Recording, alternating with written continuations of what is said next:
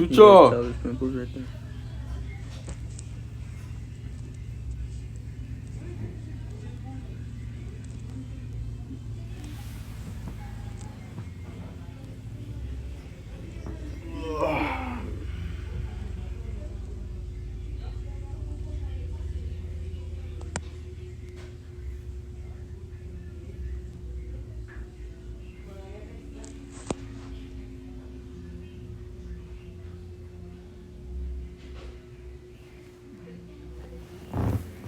Bet. All right. Cool. What's good, Papa J?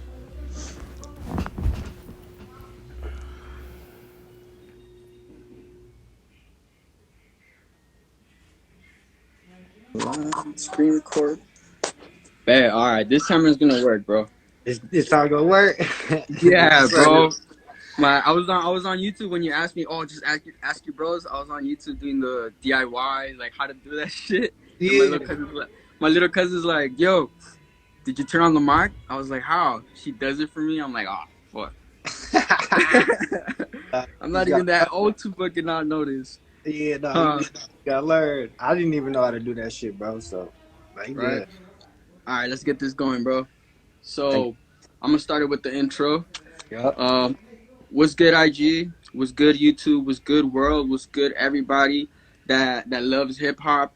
Today, I'm bringing you guys the one and only Papa J Reese, straight from CO, raised out there, born in LA.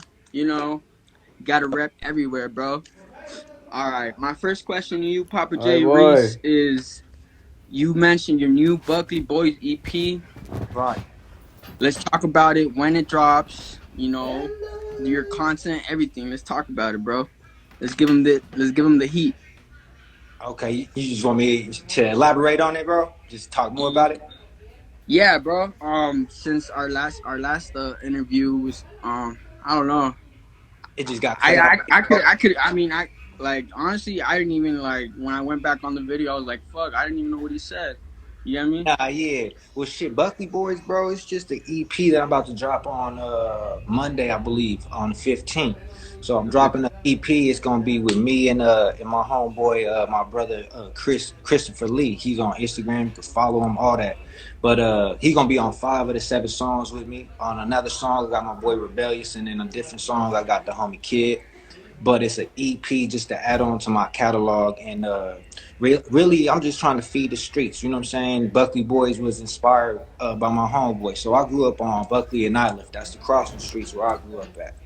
And then Okay. my homeboy Chris, he from Park Hill, Denver area. He ended up moving to I live in Buckley, and he just Yeah. just and he caught a vibe for how we do it out there and how we move. He started becoming real tight friends with me, and we just built a bond. So him living there, he just started saying, Buckley Boys, and then I put it in the song like as an ad lib. You know what I'm saying? Because I'm from Buckley. Yeah. And then he ran with it. He was like Buckley Boys, Buckley Boys, Buckley Boys. So he started Boy.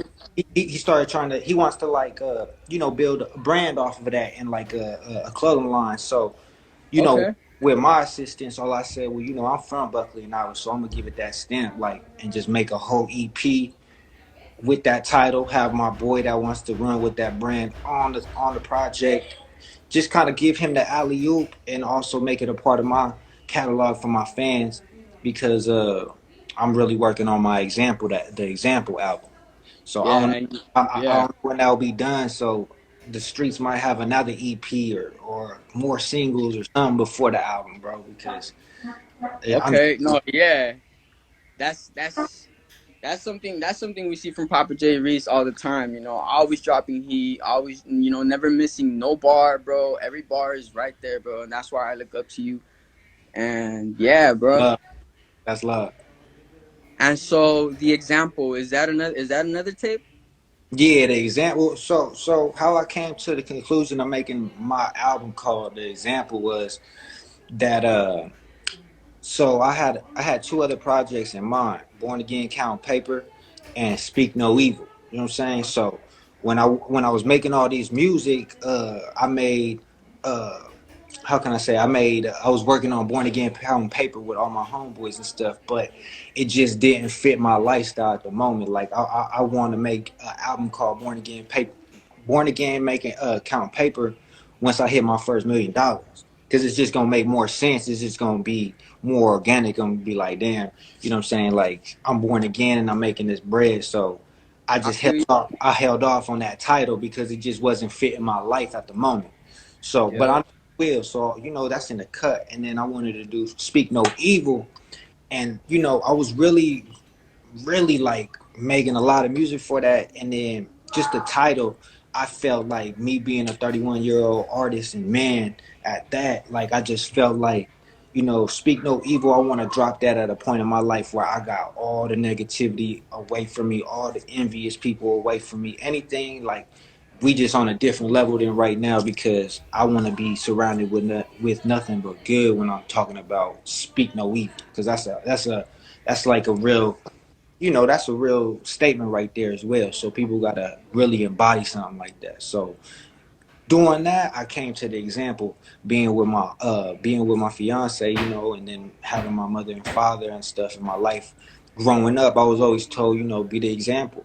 You know what I'm saying? Be the example. And I really didn't really like pinpoint that until recently, where I started thinking like, you know what, like, a lot of people say they look up to me, a lot of people fuck with me, a lot of people like my music, my clothes, me as a person. I'm good in the streets, I'm all kinds of stuff all the way around. So I just kind of feel like, you know the example is something I'm gonna just take and I'm gonna give it to the world, because I think I'm a great example.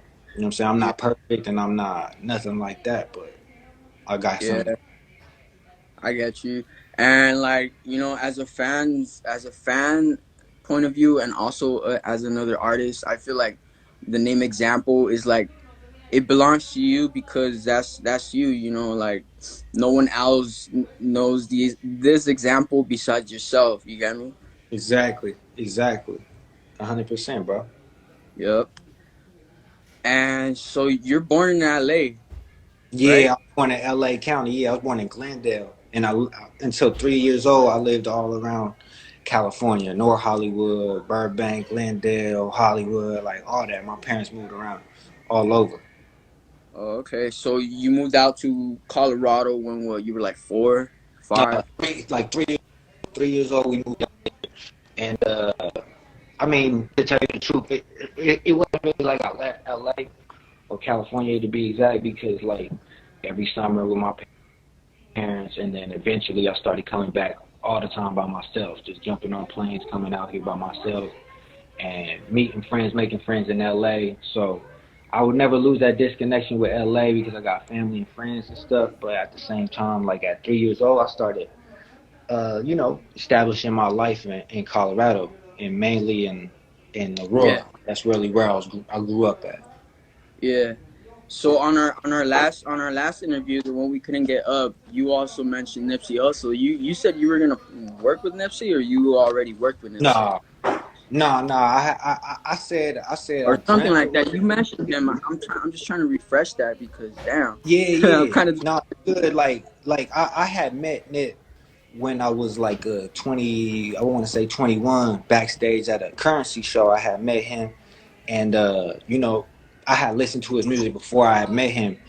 I started listening to him like at 18, so he was a real influence on me, and a real stand-up artist that I got to meet, and I seen that it was all real around him, like what he was saying and stuff. So I followed his career, and then uh, doing that, I became real tight friends with a lot of people from his area that knew him. So it was like Nip was potentially somebody that I could work with one day once I start leveling up, because Nip was at top tier level, so it's not like you yeah, could just walk up to the nigga and be like, let me get a verse. Like, you got to respect what he doing. So I get you. just me knowing a lot of people from his area and that were close knit to him, I knew all I had to do was work hard and get to my level, and then eventually that thing could come into fruition. You know what I'm saying? But God bless his soul, bro, because Yeah, that's really somebody of influence to me, for real. yeah. R.I.P. Nipsey, bro. Yeah, fact. How is it right now growing living in Colorado, and how was it growing up in there so far? Well, growing up in Well, Colorado, I know it's the first state that had weed legalized out there. facts, yeah. Now, Yeah. well, growing up in Colorado, you know, it's different. It's a melting pot of many different states, many different cultures. You know what I'm saying? Heavily influenced by West Coast culture for the facts. You know what I'm saying? Because we 2 states over from LA, California in general. So we heavily influenced by that. But like we're a melting pot, bro. Like when Hurricane Katrina happened, a lot of New Orleans people came up here. A lot of Texas people came up here. You know what I'm saying? Oh, When okay. a lot of New York people come out here, a lot of Miami people, like so it's a melting pot of different things. A lot of my close homeboys, like that are my brothers, they from Akron, Ohio. That's more of the Midwest. That's why I consider this more Midwest, East Coast, and certain things like Colorado is more West Coast, Midwest too. You know what I'm saying? So it was Yeah. cool. It was growing up amongst a lot of people. Like in my household, it was nothing but Spanish people. My mom, my dad, my big brother, Latinos to the fullest. We speak in Spanish. We eat Spanish food, so it's Latino culture. But a lot of my friends was from the streets outside of my block, and that's who befriended me and took a liking to who I was. So I was embraced by a lot of people like that. You know what I'm saying? And that's why I took a liking to black culture 100% because they embraced me Yeah. with arms, so that's what I do. So growing up there was a lot of that, you grow up, you playing ball, some of your friends in gangs, it's just like every other city. You just gotta be careful what you get into. You know what I'm saying? And Yeah. I No, feel yeah. like at an early age, I decided to get into music rather than taking the street route, like a lot of Yeah. other that I had. You know what I'm saying? Yeah. So And so, I mean, from like a fan point of view, I seen your music start off with like Organized Threat. Is that how where you started music, or were you already making music and then joined Organized Threat? yeah, facts. I started making music. Well, I started writing music at 9 years old. So at Yeah. 9 years old, I started writing music. My first favorite rapper that I really liked was Eminem and Tupac. You know what I'm saying? Tupac, he had a big mouth like me, and Eminem, he looked like me at the time. So I was white. Oh You know, yeah. being white. So I Yeah. related to him. And that's how I got into it. But I started writing, doing my own thing. And then at 14, one of the homies from the neighborhood, Jugi, as you know, Uh huh. Yeah, he Shugi.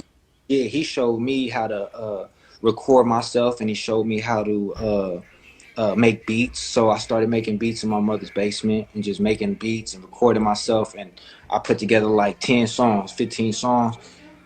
Go to Best Buy, grab 100 CDs, go to Kinko's, print a little cover, burn them all in one night at my mom's house, and go hit Olive and Buckley the next day and just hand them out. Once I started high school, I'll go to high school, I'll start handing them out to people. That's how people got word that I rapped and stuff. You know what I'm saying? But it was like to people in Colorado, me saying I was wanting going to be a rapper was like it wasn't believable to them when we were young because ain't nobody from Colorado. You know what I'm saying? So, Yeah, but I I had get a vision for myself, and going back to it, that's why I took a liking to Nipsey so much because his music spoke on that. Like he was an artist that came from that era, handing out CDs, and I came from that era too. You know what I'm saying? So doing that, that's what I would do. Boom, boom, putting out music. I did that from 14 to like 21, and then at 21, I realized like I ain't really getting far out here in Colorado with it. You know what I'm saying? Like it is what it is. And I left to LA. When I left to LA, sleeping on my cousin's couch and just chilling, uh, I did a talent show in North Hollywood, and that's how I met Von Poe from Organized Threat. And that Oh, with him, he liked my music. I liked him as a person. We linked up, and then we just built a connection from there. He started filming my videos and stuff, and that's how I started dropping music through Organized Threat because he embraced me. He was like, "Why don't you be part of the threat?" Because it wasn't just it wasn't what it is now. It was more so like a lot of artists was part of the threat at that time. You know what I'm no, yeah. saying? So A lot of a he lot of us. Oh, so he asked me to be part of it. So I was like, hell yeah! Like there was nothing going on in my life. So I jumped on board and I held it down, and that's where I started dropping music on YouTube. But before I started dropping music on YouTube and stuff like that, I was on Olive and Buckley with my CDs. oh, That's my bad, bro. But that's you good? You good? was with it. You know what I'm saying? Yeah. So yeah, bro. Like so now that's why I'm really big on independency and just being independent, learning stuff myself, and for a long time I was doing stuff with the threat, and then now I'm just trying to learn a lot of stuff on my own too. So, you know what I'm saying? Just a journey of music. That's Yeah, we really gotta how grow. I see it. You know what I'm saying? We're just growing as artists, right? Exactly. Just growing as artists, bro. That's the best thing we can do. And aside from all your projects you have working on right now, what else are you looking forward to in life? You know, it could be besides music. It could be, you know, just anything you'd like to share to the people.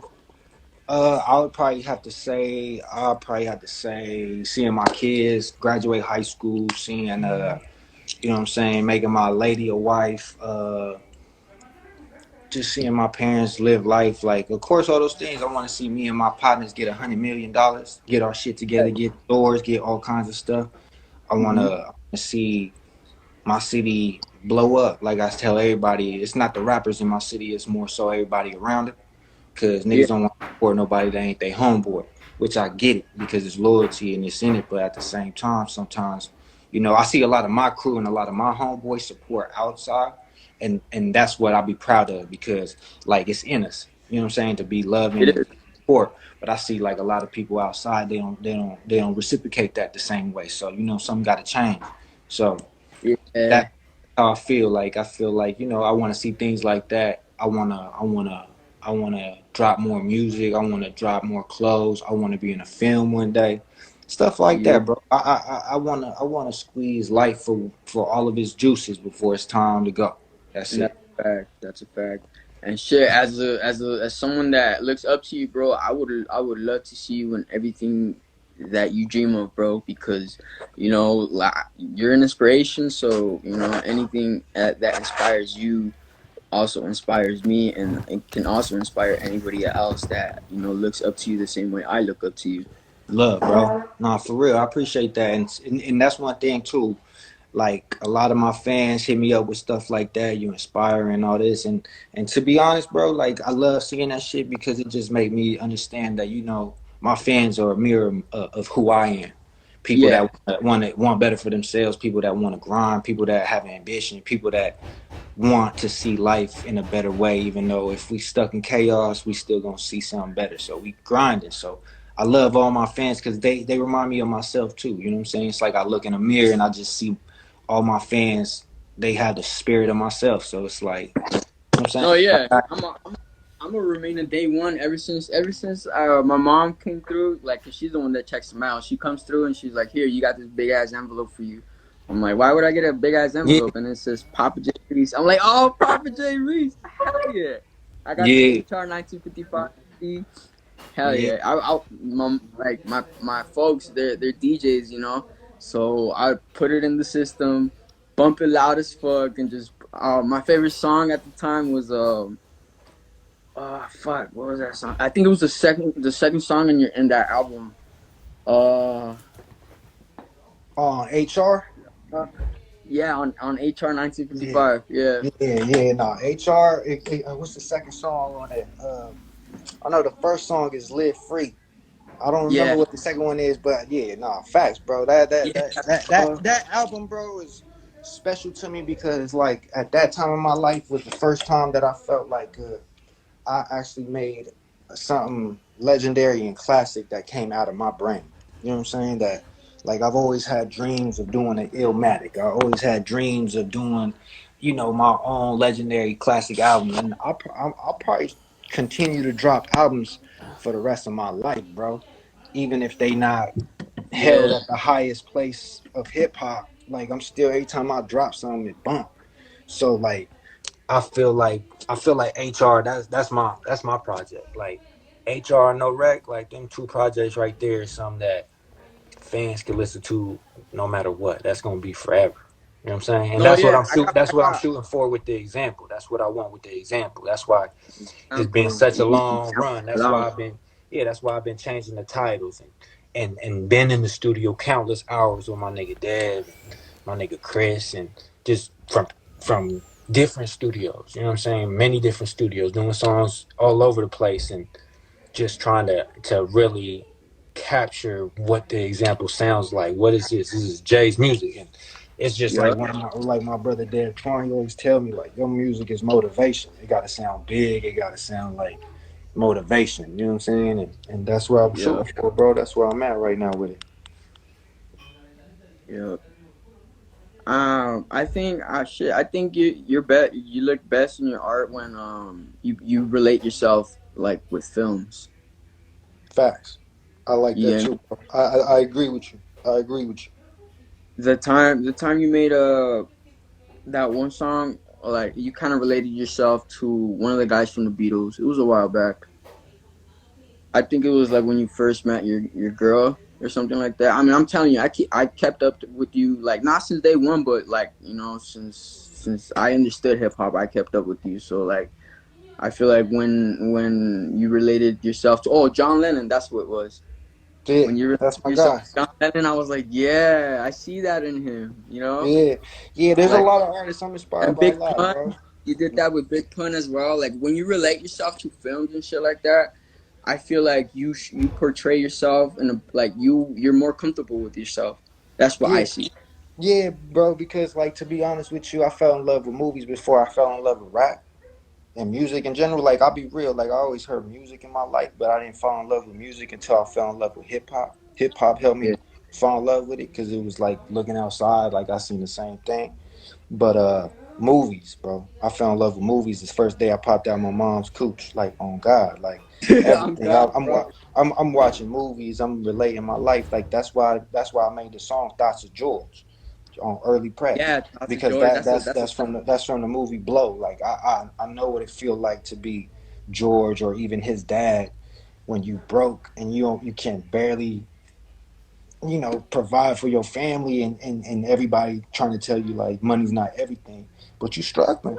So you like yeah. shit, I'm about to hit the block. I'm about to go flip a few things. I'm gonna do whatever I gotta do to feed my family. But that's why I love that movie Blow. Mama went to the I store. haven't She'll be seen back that in a one. minute. I have Go. to grab that one. I'll get it for you in a minute. I'm busy doing something. Go. Sorry, bro. Go I gotta ahead. watch the movie. Is that a good movie? Which one? Blow. Oh, that's an incredible movie, bro. I That's gotta Johnny watch that Depp. one. That's why I started saying I'm the Johnny Depp because like, bro, a lot of people don't know. Like before, like when I was dropping like early prep and life as I know it out here in Colorado, I was working a job at IKEA. So put Okay. like if people just put the things together, like IKEA opened up in 2012, 2013 in Colorado. I got a job there. That's when I was dropping like early prep, life as I know it, and I was the Open your cash. I was the cashier there, bro. And a lot of people would come up to me, and I was growing out my hair, and I was growing it out and stuff. And a lot of people would come up to me saying, "You look like Johnny Depp. You look like Johnny Depp. You look uh, like Johnny Depp." And them saying that to me, I started seeing myself in them, and then that's when I said, I'm Johnny Depp with his rap shit." You know what I'm saying? So it's yeah. like things like that. Like even like right now, the way I'm feeling right now when it comes to movies, like the vibe I'm in right now, like I would have to say, like, bro, it's crazy. Like I'm really into like a lot of like like I was hooked on Snowfall. So for a lot, I was telling my homeboys like I'm on my Franklin shit. I'm trying to get Yeah. this money. I'm trying to step it up with the boys. Like I'm trying to do it. So a lot of movies inspired me. A lot of things like the actors and just seeing people that these are people that could embody different characters, different people among the world outside of themselves. And Yeah. I feel like in music, like I feel like a lot of these rappers are actors, bro. Like a lot of these Yeah. niggas are not Yeah. gonna go shoot up blocks. They not gonna do all these things. So why not just embrace the artistic side of that shit? The You know what artistic I'm side. saying? And that's why like Yes. one of my homeboys, Medina from Miami, like he doing a whole project right now, and I'm on it. But I like the vibe of it because it's just like they telling a story. It's like they doing a movie, and it's like I know my bro ain't part of the streets and he ain't doing drugs and he ain't doing all this, but he putting together an album that's telling a story like he a Latino in some shit. So it's like Yeah. I like that shit. It's like be creative with it, bro. Like it's just like what I said in my a different interview, bro. It's like rappers and street niggas don't get along because a lot of rappers want to be street niggas. and street niggas want the rappers to be the rappers. Like, be the rapper, bro. Yeah. Entertain me. Because if I don't ever see people like Kendrick Lamar, J. Cole, people that really embody being a rapper, I don't see them having problems in the streets, bro. You know what I'm At saying? all. Because At they all. speaking for the people. They and they embodying being an artist, being who they are, a rapper. But a lot of rappers want to be street niggas. And YouTube and all that shit's the easy way to it, because when you really in the streets, you gotta show what you about. You know what I'm Yeah. saying? Like, you gotta put in the work. So I think that's the misconception. I think if we could fix that, I think a lot of rappers wouldn't be embarrassed to say that they rappers before they say they a street nigga. You know what I'm saying? Because No, me, yeah. I'm a rapper. I'm an artist. I'm from the streets and all that, but I would never sit here and be like, I'm a street nigga. I'm this, I'm that. Like, nah, bro. Like, I'm an artist. I'm a rapper. I speak for the people, and I Yes, love sir. streets. I love the streets. I love street niggas, bro. They authentic. So you Yep. know. Yeah. And that's just like what you just said, just sounds like an insecurity that these rappers have when they want to be those type of rappers. And it's just like Exactly. that question comes up. Like, if you're doing that, why do it if you're not gonna, like, hold it 100%? If you're not gonna be Facts. true to that. Exactly. Exactly. But yeah, bro, I appreciate you coming and helping me with this interview. I love, always speaking to you. I always love you fucking saying, anything inspirational to me, because like, as I keep repeating myself, I'm a big fan and everything, since a kid. I didn't really grow up like making friends, because I know, like, I keep shit to myself. So every time I wasn't around friends, I'd be listening to music or just drawing or just being an artist. Like, what artists, it's just like that artist shit. They just like to seclude themselves from other people and shit. Yeah, and I want to say, bro, like, I appreciate you. Thank you. And it take a secure man or a secure woman to be able to give somebody their flowers while they alive, bro. You know what I'm saying? Because a lot of niggas going, when they gone, they be like, oh, he was the greatest, he was this, he was that. But like, you doing it while I'm alive, so I appreciate it, bro. Because, like, you know what I'm saying, the reality of it is, aside from like my dad, my big bro, my big cousin, and like my real homeboys, like, aside from them, like, rap and all these rappers, they taught me how to be a man. You know what I'm saying? Tupac, Yeah, Big Pun, Biggie, hearing their stories that helped me. So the fact that I know I'm doing that with fans, and my stories is helping y'all, like, I just want my fans to know this shit all authentic, bro. Like, when you hear me saying I'm going through this, I'm really doing that, or I'm really doing this. Like, you'll never hear Papa J say I sold 100 pounds, because the nigga ain't sold that. You'll never nah, hear Papa J say I'm selling coke, because I ain't selling that, bro. You'll never yeah, hear me say I got a rollie on my wrist until I got a rollie, but you definitely gonna hear me say I'm working towards that I'm rollie. working You know towards what I'm it. saying? Because that's all Yeah, it's about. Facts. keeping it real all the time, and that's It, why I'm always gonna remain a fucking true fan, because you always keep it real no matter what. yeah, love, bro. And So all my I fans out hope there. shit. I hope sooner or later I get financially straight to actually hit you up for a feature, bro. Because I've been wanting a feature from you, bro. And Yeah. I'm gonna get it. We're gonna get it. We're gonna get it. All the time, bro. All the time. Don't feel rushed. You know what I'm saying? Sometimes, like, it's like this, bro. Like, I'm more than open to do something with you, bro. Always. You know what I'm saying? But like, life has showed me, like, you know what I'm saying? That's how I thought with like Nip. Oh, I'm gonna get that Yeah. feature. I'm gonna get that feature, and then life showed me, like, shit, bro. You actually got to meet the man. You actually got to shake his hand a few times, have a conversation with him, and that's what life wanted for you. You know what I'm saying? So, like, I had to learn, like, you know what I'm saying? I want this. Yeah. But you know what? I'm gonna take what life. I'm gonna be appreciative of it. You know what I'm saying, bro? So when you ready, I'm ready to Yeah. work, bro. But I appreciate you giving me your platform to say my shit. You know what I'm saying? Same thing to you, bro. I appreciate you. And off of this, we're gonna end it off. Thank you to everybody tuning in.